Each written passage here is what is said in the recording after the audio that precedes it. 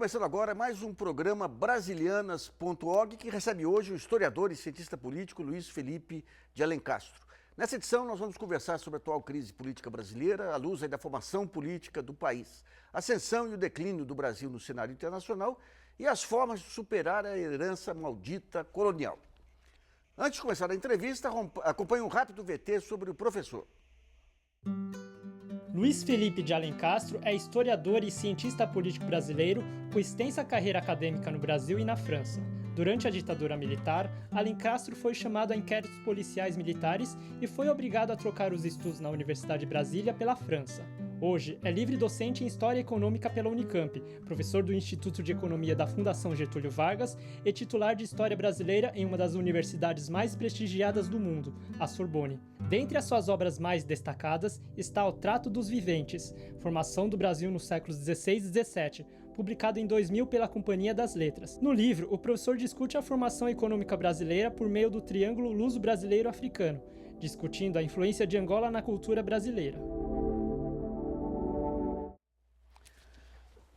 Bom, boa noite, Luiz Felipe. Boa noite. Como é que se explica esse rolo político, institucional, midiático, jurídico brasileiro à luz da formação histórica do país?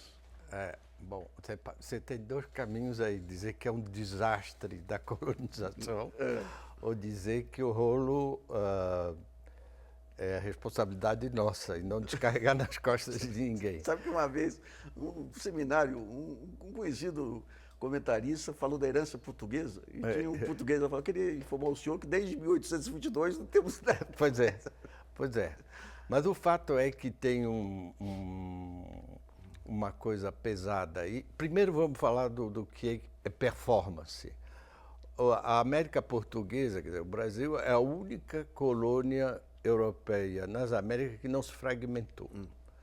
A América Britânica virou várias coisas, está lá o Canadá e os Estados Unidos, mas também as Antilhas e a Jamaica. A América Francesa venderam a Louisiana e depois tinham já perdido São Domingo, que virou Haiti, e a Martinica, a Guadeloupe e a Guiana foram assimilados ao território francês em 46, não sou mais claro. A América Espanhola, os 4 vice-reinos viraram 20 países.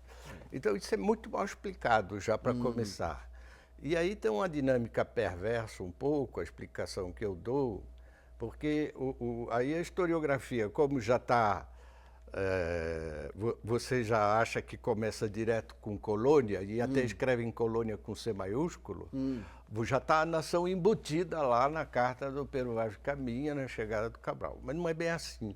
O Brasil era um monte de feitoria, quando vem o ouro de Minas Gerais e o acesso aos mercados negreiros, é que aí vira um país. Isso está no Celso Furtado, Formação Econômica, de 59, e no mesmo ano sai o livro do Antônio Cândido, também está lá, de outro jeito. Antônio Cândido diz que só tem literatura no Brasil quando se escreve sob motivo brasileiro para o leitor brasileiro. Antes os caras escreviam no Brasil sobre temas europeus, pastoras e não sei o quê. Só para entender, por que o elemento negro, que tem toda aquela sua influência econômica lá, por que ele impede a fragmentação? Porque quando você foi direto ao ponto, quando o império se forma, aí o império se forma num equilíbrio perverso. A Inglaterra era a potência mais importante do mundo, porque era a ONU e os Estados Unidos junto.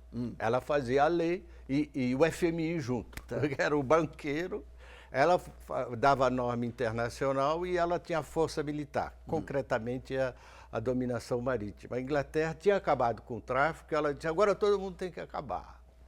E o Brasil, que era o único país independente que dependia disso pesadamente, porque estava com as raízes na África, um pulmão era em Angola, não é? Depois eu dou uma estatística para você ver. Para você saber, entre 1550 e 1850, o número de africanos que entraram no Brasil representa 6,5 vezes o número de portugueses. Que coisa! E fundamentalmente Angola? Fundamentalmente Angola.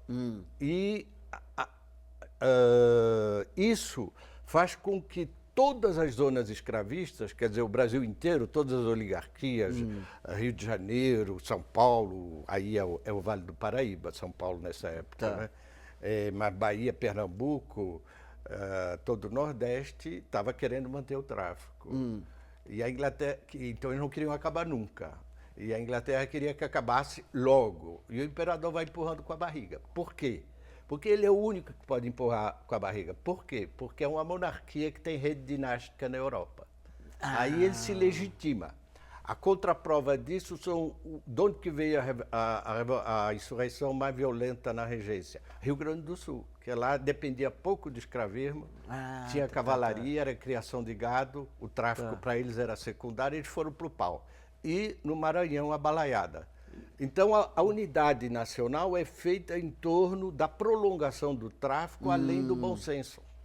Isso já vai botar o país todo na ilegalidade, porque essa propriedade escrava era ilegal. E aí vem um problema muito específico, e o português que te fez a observação tem razão, é um problema do Brasil Império até 1850. Tem alguns historiadores que criticam muito essa questão da herança portuguesa, porque diz que Portugal tinha formas de controle e tudo que você não tinha na colônia aqui, né? Inclusive, os dois elementos fundamentais do Brasil hoje não tinham Portugal, que era o escravismo, não a propriedade escrava, né? A propriedade escrava é o direito que você tem de ter escravo. Isso tinha até em Paris. Os franceses tinham escravo na França porque traziam da Martinica. Mas isso não tornava a economia francesa escravista. Escravismo é quando a propriedade escrava é um modo dominante. E o Brasil, Portugal tinha escravo, mas não tinha escravismo. Era uma economia camponesa como na época dos romanos, vinho e trigo. Então, o escravismo que teve aqui não tinha lá. A outra coisa que em Portugal até é palavrão quando você fala, e que é fundamental para entender o Brasil, é o federalismo. Portugal é um Estado unitário, aliás, um dos únicos países europeus que tem uma fundação de Estado-nação muito homogênea e muito antiga. E a questão da autonomia regional lá derruba qualquer político, quem chegar lá com essa conversa. Agora, essa visão, acho que foi de Sérgio Buarque, né, que é o português como um elemento de integração. O português, mesmo sem... Não, eu acho que é o africano. É o africano mesmo. É o africano mesmo, e isso está vindo de novo para cima da gente, porque essa população africana fundamental que formou o país foi sobrepujada pela imigração maciça europeia, do Oriente Médio, do Japão e tal. Aí, quando começou a haver o declínio demográfico da população brasileira inteira, a população branca, a taxa de fertilidade, de fecundidade, começou a cair mais rápido. E a negra mais devagarinho. Isso aí nós estamos falando de que período? Agora. De 80 para cá. Vem cá, e se a gente for tentar pegar as ilações lá, por exemplo, as estruturas de poder, tem o escravismo, que você colocou bem, a questão da igreja, como que entra, e da imprensa, principalmente, que é um desafio aí, a gente entender melhor. A igreja, esse é o grande cadáver que ela tem no armário, porque a igreja portuguesa e os jesuítas em particular, eram os únicos que estavam dos dois lados da zona negreira, em Angola e aqui. Tinha um bispado no Congo e Angola desde 1596. Eles tinham missões lá, eles tinham um colégio e eles se aproveitavam do tráfico negreiro. Eles tinham isenção para mandar escravo do colégio de Luanda para o colégio da Bahia. Eles davam formação para o escravo para mandar... Não, eles vendiam. Vendiam? Tinham isenção fiscal da coroa para financiar a missão. E o padre Antônio Vieira, que sabia das coisas, faz o discurso mais audacioso sobre isso, do sermão do Rosário, aliás, são dois, o sermão 14 e o 27, onde ele diz o seguinte, ele diz para a Irmandade do Rosário, que era de pretos na Bahia, ele diz, olha, vocês acham que é uma dor imensa, mas é uma grande sorte ter saído do paganismo e vir para o Brasil, que é terra católica, porque a primeira transmigração da África para o Brasil abre a via para a segunda transmigração do Brasil para o céu. Ele é o justificador do tráfico negreiro. E só quem pegou ele no pulo foi o João Francisco Lisboa, que era o liberal laico lá do Maranhão, Timão, no século XVII, o Timão. E que criticou isso, porque a coisa parece como uma contradição, porque eles protegeram os índios, mas não é. Não é mas, é e. Eles eram a favor da liberdade dos índios e a favor da escravidão e o tráfico negreiro. Alguma visão religiosa em cima Não, disso? não.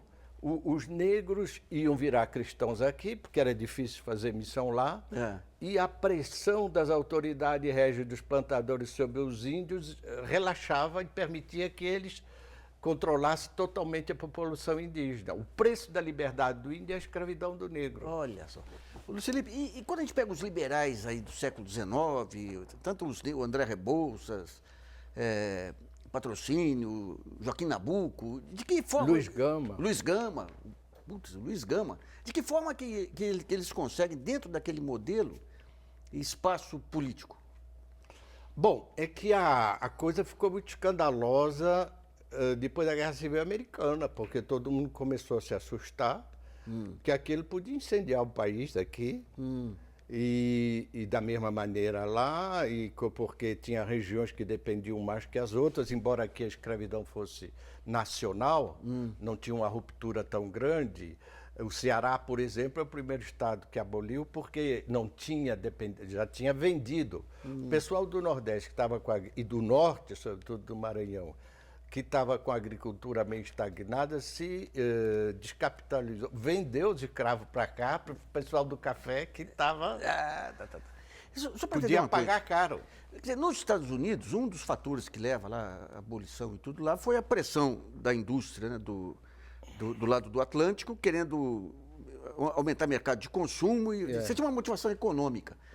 Aqui, quando você tem a abolição, em vez de preparar, digamos, a população escrava para virar cidadão, você tem um abandono geral aí. Não, houve uma trapaça aqui que eu vou falar rapidinho em seguida, mas nos Estados Unidos houve uma guerra violentíssima, 710 mil mortos. E que até hoje eles põem bandeira no 14 de julho, porque aquilo foi no 4 de julho, perdão, 14 de julho. Então, mas a motivação foi fundamentalmente econômica também. Foi econômica e também a disputa dos territórios novos que eles tinham comprado. Aí tinha que saber se permitir escravidão lá ou não. Quando eles roubaram a Califórnia do México, por exemplo, a Califórnia disse, aqui pode ter escravo. Desequilibrava o jogo em Washington. Porque quando era só 3, era 8 lá, e do outro lado era 5, e equilibrando. Mas à medida que você vai incorporando território novo, tem que saber para que lado ele vai, porque aí são mais senadores e deputados, representantes do Congresso, e o jogo aí ficou pesado. Mas aqui o que houve foi o seguinte... Depois da Guerra Civil isso virou uma coisa escandalosa, depois da Guerra do Paraguai mais escandaloso ainda, porque no Paraguai tinha escravidão. Eles aboliram lá para fingir que eram civilizadores. E continuaram aqui. Você abole a escravidão no inimigo, na sua não. O Caxias, qual é o papel real dele? Era um agente civilizador ou... Não, ele era meramente ligado, um guerreiro? Ele era ligado, o irmão dele era da Associação Comercial do Rio, era a Fiesp da época, porque eram as redes mercantis inteiras. Café e tudo. Ele tinha então uma noção da necessidade desse poder imperial e da centralidade do Rio de Janeiro. O Rio de Janeiro era um grande hub mundial, não tinha ainda o Canal do Panamá. Todo mundo que ia para o Pacífico ou que ia para o Extremo Oriente passava no Rio. Pelo Cabo Horn, depois. O Brasil se provincianiza um pouco quando abre o Canal do Panamá. O Campo de Sales e a República Velha é um pouco essa consequência de uma provincianização. Felipe, um capítulo muito interessante, quando vem, digamos, aquele vácuo político aí da República Velha, tudo, a maneira como os liberais gaúchos se formam. De onde que surge aquela legião lá que vem mudar o país aí? Isso eles sempre tiveram um lado mais transfronteiriço, digamos, por causa do Rio da Prata, que era o outro grande polo, não é? O que aconteceu no final do século XIX foi que, de repente, a Argentina bombou. Então, o Rio de Janeiro tomou um susto. Tá. Porque a população aumentou por 5, a exportação por 8. Virou uma das 5 maiores economias do mundo, né?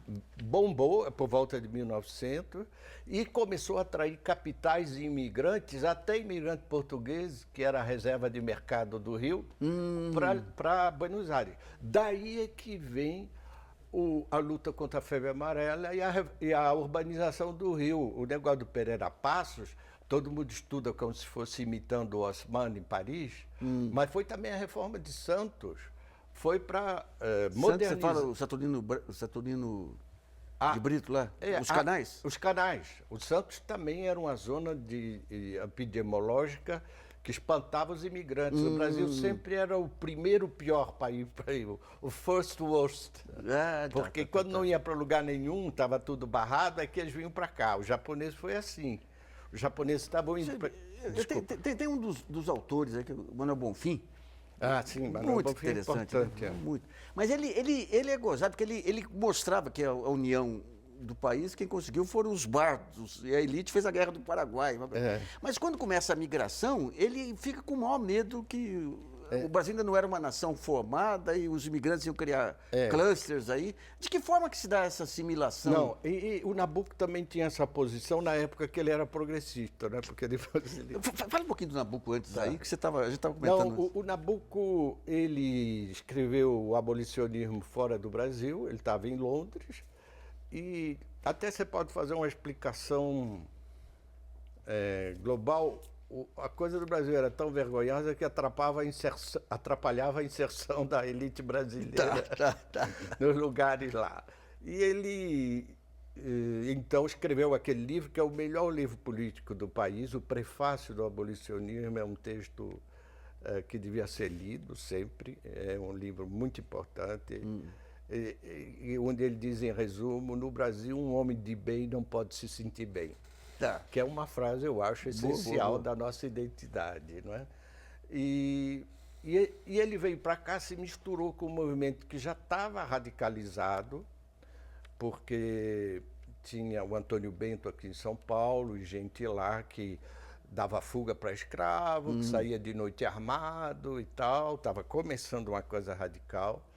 E ele, então, foi nesse movimento, mas ele, de repente, viu que o pessoal de Itu, os republicanos, fez um conchavo com os fazendeiros de café para não fazer reforma agrária, que era o programa do Rebouças, o imposto territorial.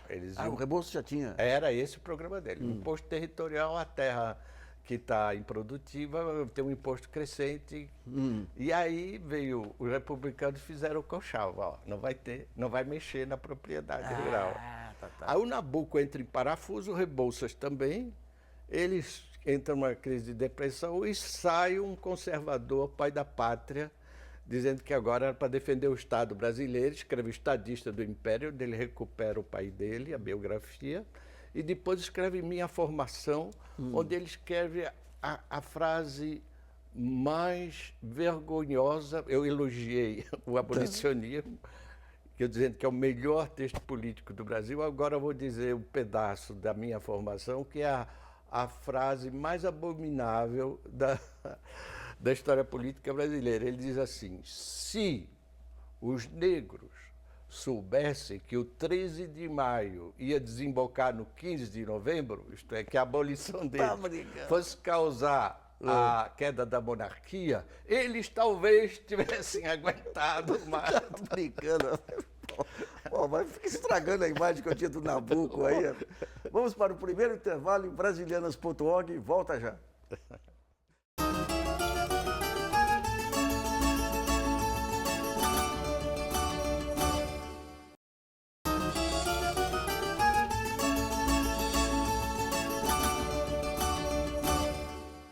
Voltamos a apresentar o programa Brasilianas.org, que entrevista hoje o historiador e cientista político Luiz Felipe de Alencastro. Nesse segundo bloco, vamos conversar sobre a ascensão e declínio do país no cenário mundial, as formas de superar a herança colonial. Mas eu tenho duas perguntas aqui que vieram pela internet, Felipe, e que dizem respeito ao primeiro bloco, né? Do Yuri Mercaldo Coelho, de São Paulo. É possível distinguir entre causas da nossa atual crise social, política e econômica o que advém de nossa herança escravocrata e o que decorre de problemas contemporâneos do capitalismo? É difícil, é uma pergunta complicada, mas eu acho que houve um hábito no Brasil de você naturalizar a miséria. Ver criança na rua, o escravismo é uma violência cotidiana. No fundo da casa tem alguém gemendo, porque está apanhando, porque foi punido. Então, a escravidão urbana no Brasil era muito importante. O Rio de Janeiro, que era a capital do Império em 1850, tinha 42% da população era escrava. Que coisa, hein? Era a maior concentração urbana de escravos desde o fim do Império Romano. Isso dá as pessoas se acostumavam a essa situação. E está nas gravuras, nas fotografias e tudo.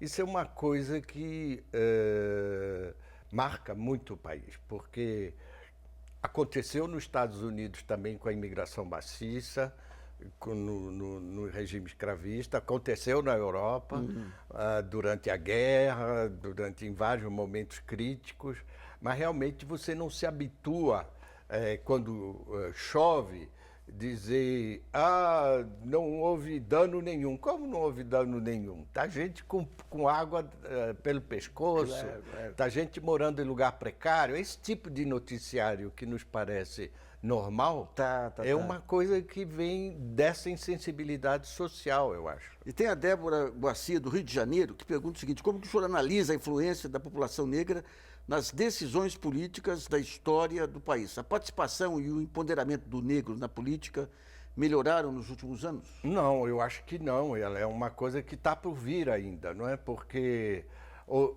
quando a questão das cotas, eu posso até falar disso em seguida, que é um ponto importante.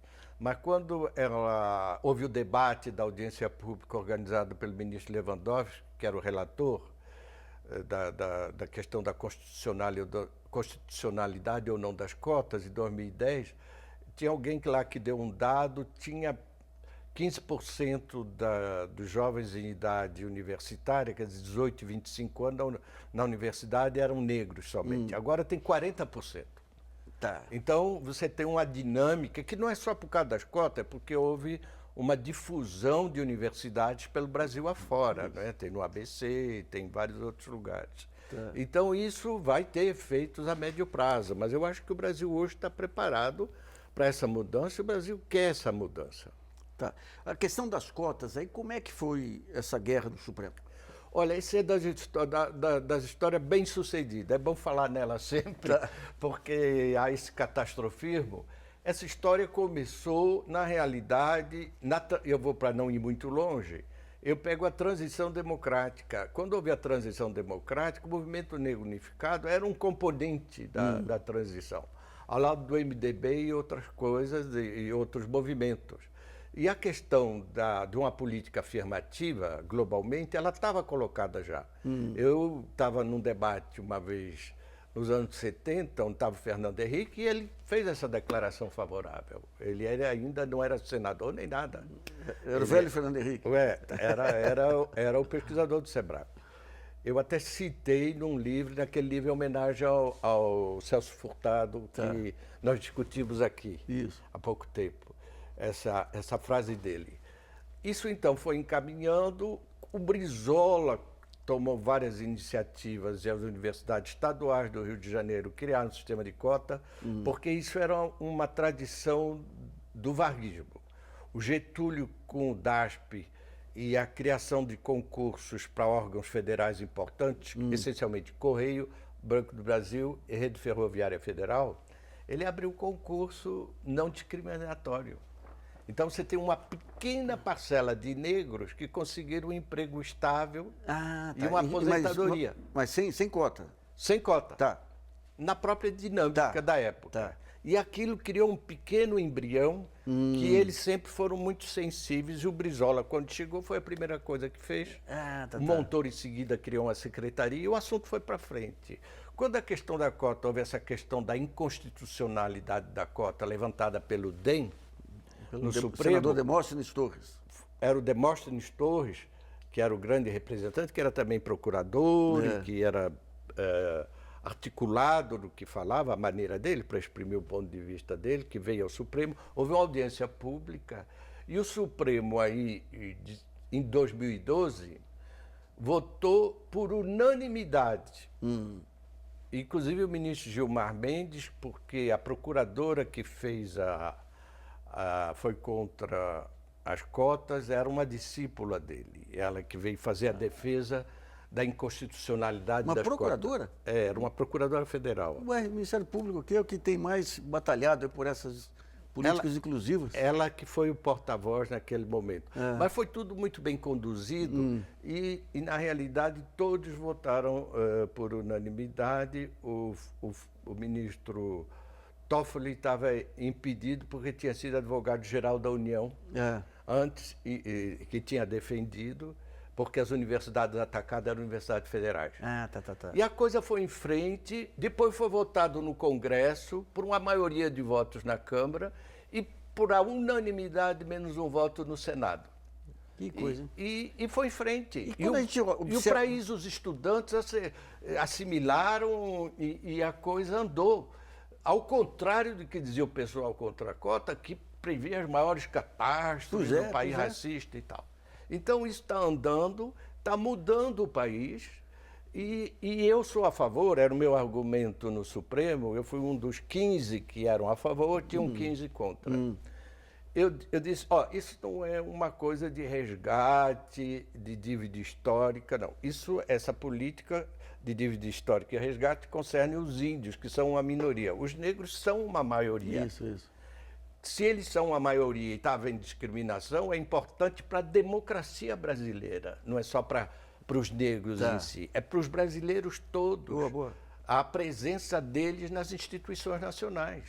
E é isso que é particular. E o que explica, digamos, esse avanço maluco aí de BBB, bancada da bala, essa regressão? Isso aí é um fenômeno que está ligado, digamos, a essa luta contra a corrupção que acaba se desvirtuando também? Como é que você explica isso aí? Bom, esse Congresso que foi eleito já foi um Congresso muito mais conservador do que o anterior, não é? Há um desgaste. É uma coisa curiosa, porque no Brasil nunca teve uma extrema-direita organizada. Em outros países tem. A França é o partido mais forte. Ele não chega nunca a ganhar porque ninguém quer se aliar com eles no segundo turno. Mas ele assusta o tempo todo. Tem na Hungria, tem na própria Holanda, que era um país aberto, a Polônia tem um governo de direita muito radical, tem vários pontos. E no Reino Unido também. Agora, aqui, nos Estados Unidos também, o Tea Party, não é? E toda essa gente que está atrás do Trump, que não é uma gente rica, não, é pobre também, e pobre é que se sente abandonado e que não compreende essa modernidade que quer enfiar para cima deles. Isso é importante. Faz parte, o candidato da luta de classe não é só o Bernie Sanders, é o Trump também. Mas o fato é que aqui nunca houve uma polarização dessa, e ela é difusa, então é normal que ela apareça também. Eu me preocupo com um polo ligado aos evangélicos, não todos, porque a maioria deles, por exemplo, é contra a pena de morte, e na Constituinte eles barraram qualquer iniciativa nesse ponto. Mas há um núcleo bastante intolerante, como a gente viu em alguns momentos, e um núcleo que ataca inclusive terreiros de candomblé e umbanda. Desde os anos 80 você tinha eles tinham metas de acabar com terreiros. Isso, o que é um absurdo, porque a religião afro-brasileira é um dos elementos mais antigos da identidade brasileira. Ela começou imediatamente. Ela encarou a Inquisição, encarou o poder da Igreja Católica, que era a religião oficial, e sobreviveu a isso tudo e não pode ser agredida dessa maneira. Aqui uma brava procuradora da República aí conseguiu entrar com uma ação para obrigar uma emissora de televisão a reparar os danos à imagem aí das religiões afro passando um programa de 1 hora sobre as religiões afro. Ah, então. Conseguiu passar na primeira instância, segunda cai. E daí a gente entra nessa questão do mercado de opinião e o papel que a mídia desempenhou nesse período todo, e agora essa dissipação de centros de formação de opinião, que acaba resultando nesses partidos também de ultradireita. Como é que você está vendo o ambiente brasileiro à luz do que está ocorrendo no mundo hoje com esse mercado de opinião? Eu só para ser mais preciso, não é ruim que tenha um partido de extrema-direita organizado. Eu acho que todo mundo que jogar o jogo institucional ajuda a democratizar o país. Tem que ter um partido conservador que se assuma como tal. A guerra se dá no voto e não nas armas. Não na mídia ou na agressão, no que for. Há um desgaste muito grande, uma agressividade muito grande e, se quisesse arriscar um ponto de saída, os historiadores do futuro dirão, mas eu acho que a responsabilidade da elite é muito grande, porque foi aquele primeiro insulto coletivo a Dilma na Copa do Mundo que escancarou a grosseria da elite, porque veio da parte VIP do estádio. Isso está documentado, é só procurar. E foi um palavrão de uma vulgaridade que até o Blatter, que não é um homem de ficar chocado, quando traduziram o próprio Maradona, todo mundo ficou chocadíssimo. E uma coisa machista. Isso, então, eu acho que abriu espaço no país para essa coisa. Mas você teve antes disso uma profusão de colunistas aí exercitando um jornalismo de esgoto, de virulência muito grande também. Exatamente, né? Então houve uma preparação, você vê, o outro dia tinha um artigo do Martin Wolf dizendo que o Trump pode destruir o Partido Republicano e causar um drama internacional, porque é o país mais poderoso, pode ir está se candidatando ao emprego mais importante do mundo, e ele responsabiliza o Partido Republicano por causa do assanhamento reacionário dele desde os anos 60. Desde os anos 60? É um artigo muito duro do Martin Wolf. Você tinha, como é que é aquele ultradireita lá que... Como é que é aquele... Goldwater. Hã? Goldwater. Goldwater. Não, aqui, quando houve a política dos direitos civis. Então, aqui você tem razão, houve essa preparação, Por exemplo, tem uma coisa aqui que eu acho muito esquisito, não tem moderador nos sites. Você pode escrever qualquer barbaridade. Não, no nosso tem lá, viu? Não, eu sei, mas eu digo dos sites dos jornais. É isso. O sujeito escreve uma barbaridade, uma coisa, uma incitação ao crime, e aquilo fica horas lá, até que alguém comece a bombardear e desaparece. Aqui tem uma pergunta do Edclife Santos, de Salvador. Que instrumentos de controles legais exercidos pelos estados francês e inglês quanto a eventuais abusos da mídia?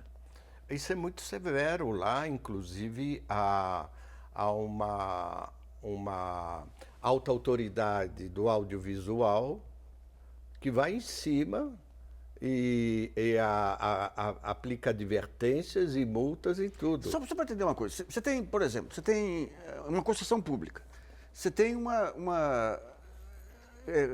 vem um apresentador, comete crimes aí de incitação à violência. Aqui se joga tudo embaixo do conceito de liberdade de imprensa. Lá essa diferenciação... Não. Eles vão por cima, aliás, por várias razões. Os anúncios estão utilizando muito criança, bebê, está aparecendo demais.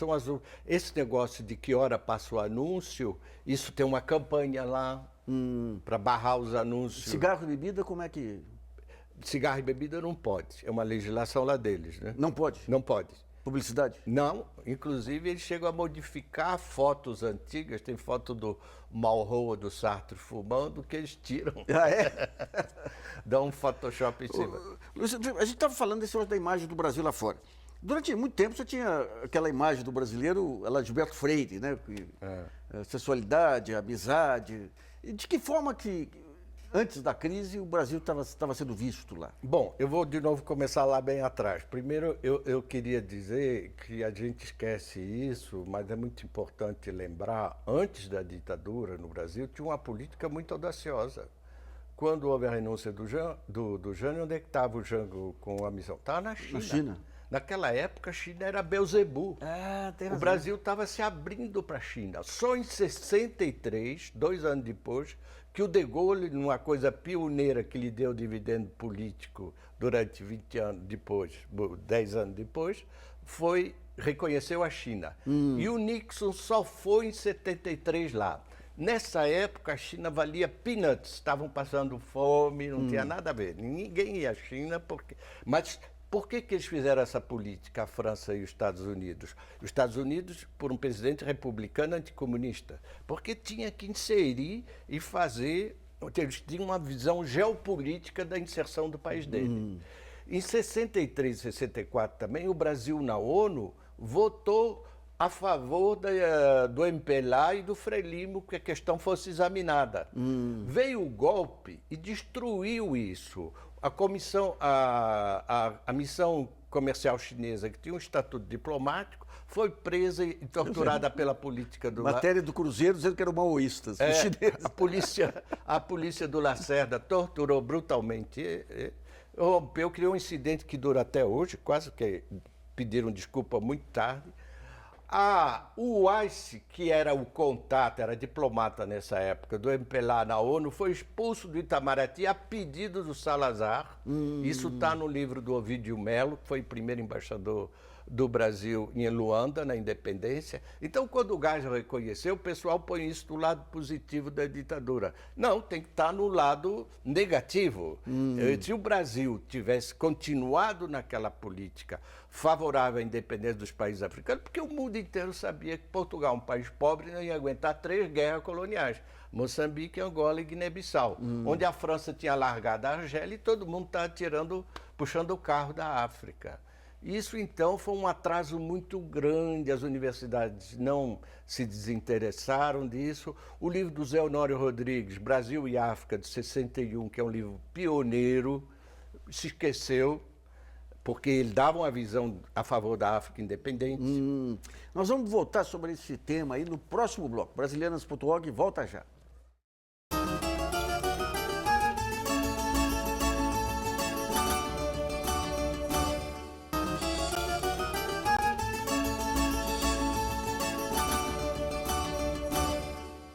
Voltamos a apresentar o programa Brasilianas.org, que entrevista hoje o historiador e cientista político Luiz Felipe de Alencastro. Vamos voltar para essa questão diplomática, Luiz Felipe. Quer dizer, você teve outras tentativas em alguns momentos com a Operação Pan-Americana. Isso. E outra. Qual a diferença desse período Lula sobre os anteriores? Bom, na realidade, havia uma percepção já no Itamaraty, antes, que a abertura para a África era prejudicada pela preeminência, digamos, branca dos diplomatas. Os caras diziam, bom, vocês dizem que é uma democracia racial, isso vários incidentes assim, eu conheço vários. E até o garçom, o chofer aqui é branco. Olha só. Quando puseram o primeiro embaixador brasileiro no Togo, que foi o Jânio que mandou. Não era o sogro do Paulinho da Viola? O Raimundo Souza Dantas. Era um procurador.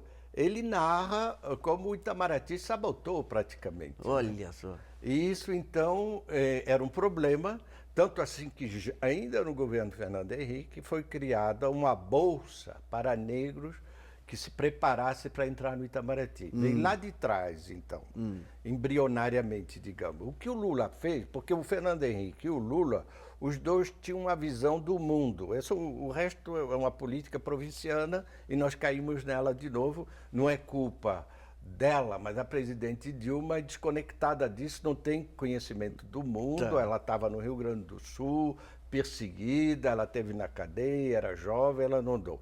Mas em volta dela, ela tem gente que andou muito, e o Lula andou muito como sindicalista. O Lula foi ao Japão em 74 ou 75, porque as montadoras, os sindicalistas das matrizes das montadoras de lá, queriam saber se não estavam explorando os trabalhadores daqui para fechar Competição, né? a competição. Então ele tem uma rede de contatos sindicais muito grande desde essa época. E o Fernando Henrique tinha uma outra rede, que era uma rede de intelectuais, de universitários e tal. Tinha vivido no Chile. Toda essa rede que passou com a CEPAL. Tá.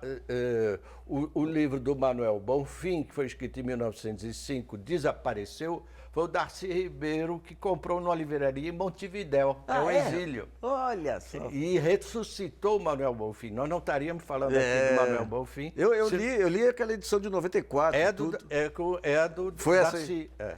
E então você tem dos dois lados, você tem essa experiência que se criou no Brasil e o Lula abriu a coisa para a África. Hoje a gente tem 37 embaixadas na África e 32 na América Latina. Mas isso agora teve uma eclipse muito grande, porque há um desinteresse da presidente sobre esse ponto.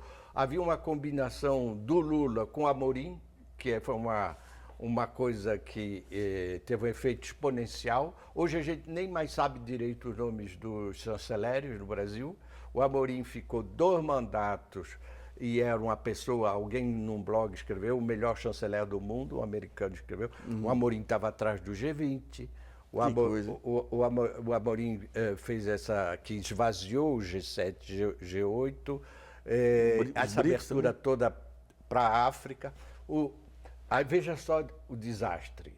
O Lula, no governo Lula, criou uma sede da Embrapa em Accra, a capital de Gana, que era porque eles viram lá que a savana tem uma coisa igual o Cerrado e que dava para consertar. Agora, eu ouvi dizer que fechou. Então, essas embaixadas 37, o pessoal do Itamaraty não está muito animado para ir, porque prefere ir para Paris ou Nova York e outros lugares. Então, isso precisa de uma dinâmica da presidência. Quando ela não existe, é uma coisa. Você vê que a ambição de todo político brasileiro que quer um cabide é ser embaixador em Portugal, porque eles são monoglotas, ou nem se interessam de ler o jornal do outro lado. O sujeito... A Argentina não. A Argentina tem um corpo de embaixadores que, até a prejuízo da sua próprio corpo diplomático, vai captando os postos importantes. Nos Estados Unidos é um prêmio para os melhores financiadores do partido. Os embaixadores pelo mundo inteiro, inclusive no Brasil, são grandes doadores. Isso. São grandes doadores do partido que ganhou a eleição. E isso, por quê? Porque eles têm diplomatas profissionais atrás que...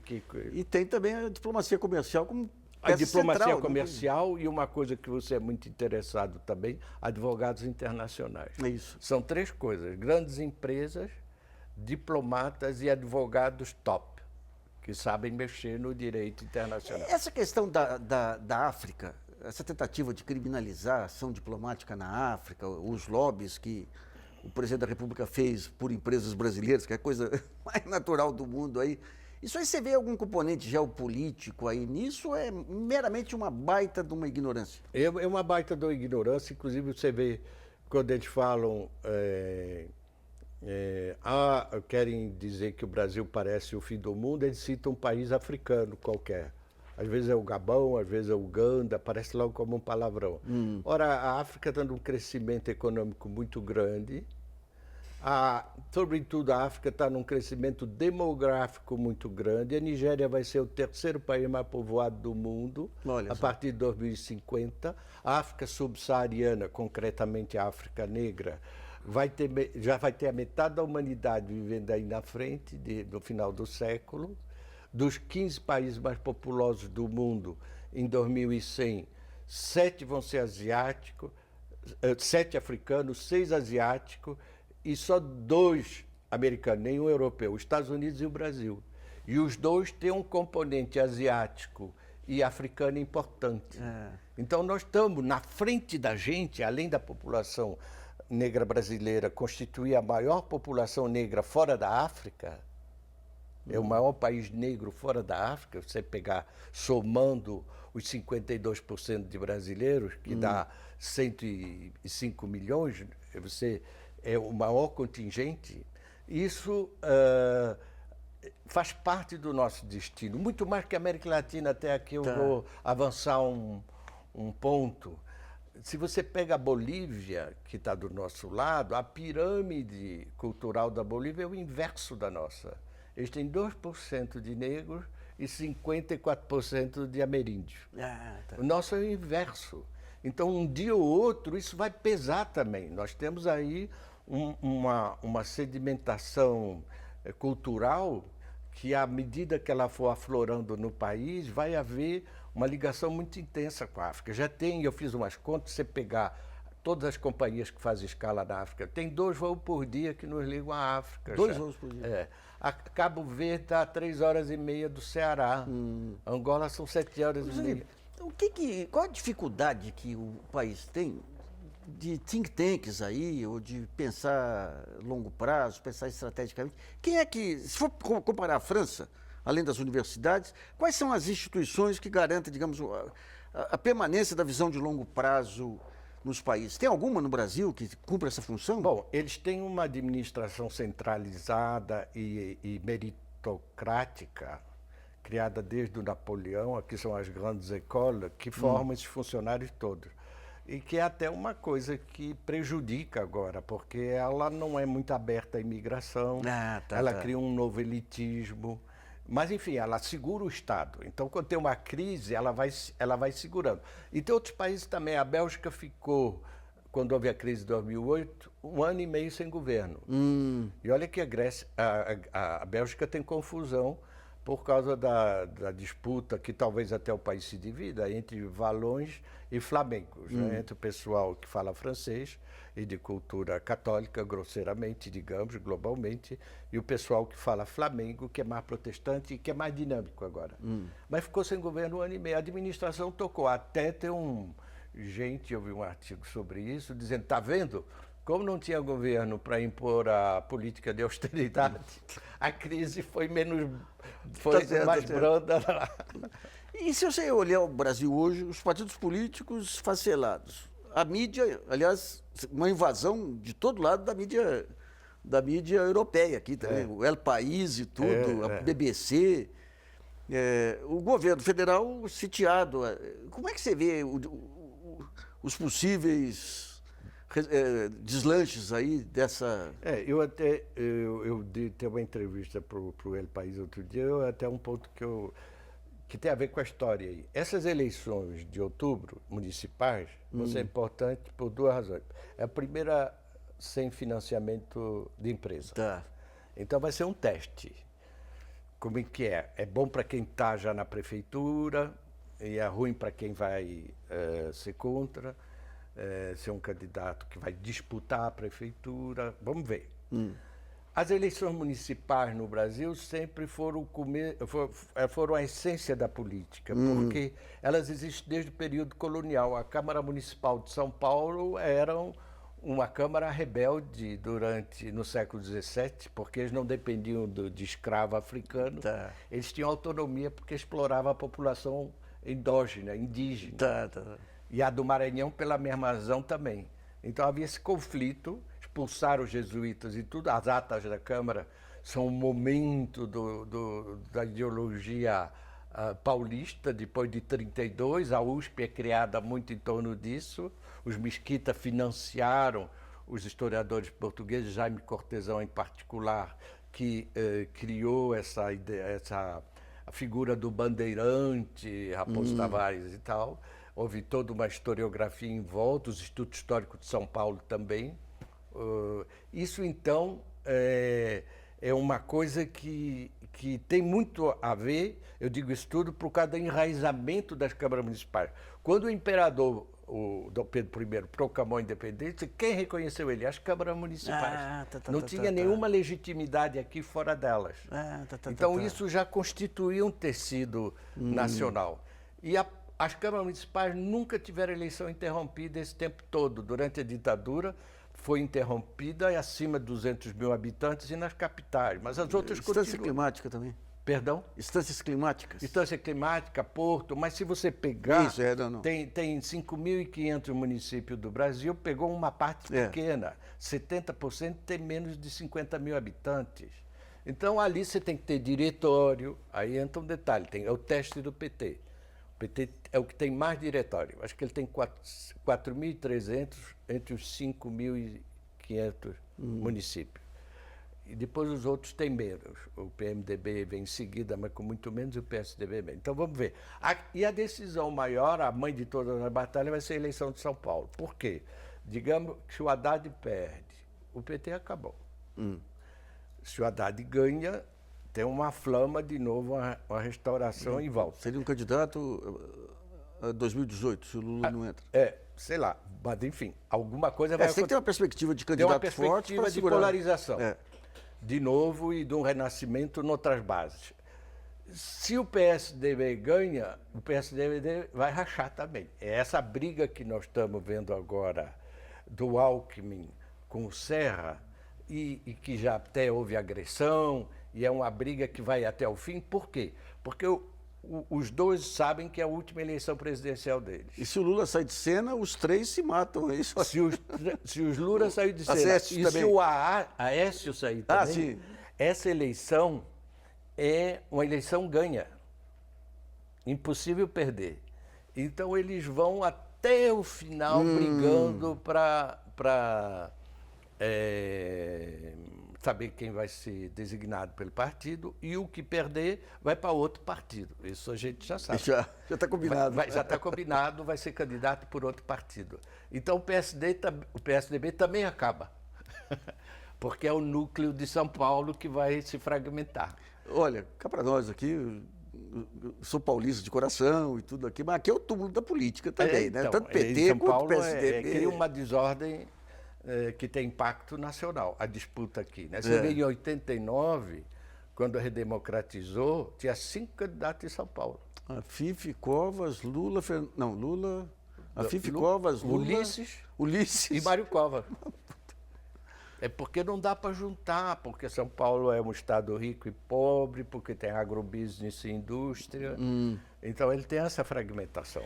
Agora, essa questão... Perdão, os jornais são nacionais, mas chamam Estado de São Paulo, Folha de São Paulo. Esse é um aspecto interessante que ocorria no Rio, capital também, é que os jornais eles cobrem a política nacional e deixam solta a política local, né? Porque lá no Rio mas ele se chamava Jornal do Brasil, O Globo, Correio da Manhã.